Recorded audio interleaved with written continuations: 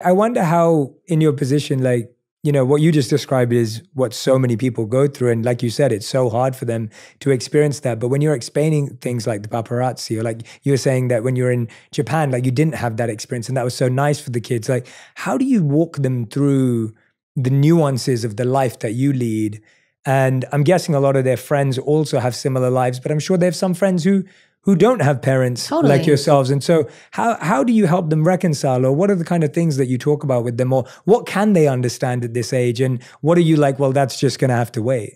I'll talk to my kids about anything they want to ask me about. I am so open and honest with my kids. I think that's the only way to be. And it could be things that they might not understand, and I'll wait to find the appropriate time to talk about it. I think they grew up seeing the cameras and they grew up seeing that even as babies. You know, we'd walk out and there'd be paparazzi. So it's not really something that they acknowledge a lot.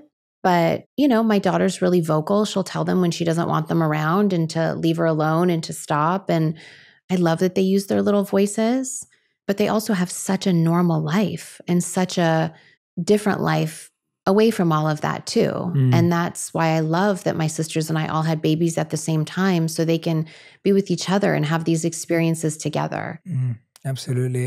When I'm, you know, there's all the words that come out from you are like togetherness, loyalty. It's incredible to see it in family. But I think what you've then done, which when I saw you do this, it really moved me. When I saw you kind of move into that direction of justice reform and using your voice and training to be a lawyer to make these changes in the world out there, because I find that, you know, there's a natural sense of survival as a family.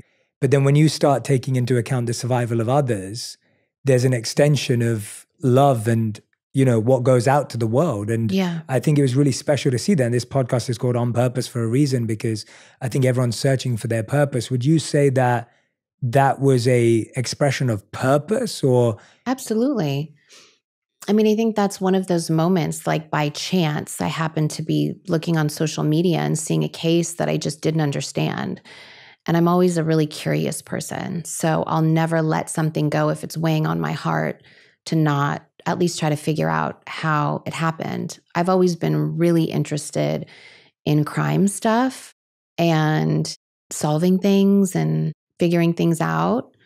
So when I saw a case of a woman that just didn't make sense to me, I was really curious. And I sent this little video that popped up on my Twitter to attorneys that I knew really well that could answer questions for me. And then when it seemed like I couldn't just sit there, it was really weighing on my heart. When I felt like it was so unfair, I didn't know that there was like thousands of cases that were so unfair. I just thought, oh, wow, like I have to help this person. And then when I was successful in doing that, on my journey, I realized like, wait, there's so many more people like this. Like I can't not do something. And I think that that also goes with whatever's meant to come to you at your own pace for your own learning levels is what's meant to be, because that came to me. I wasn't like searching for that. And that changed my life and it changed who I am.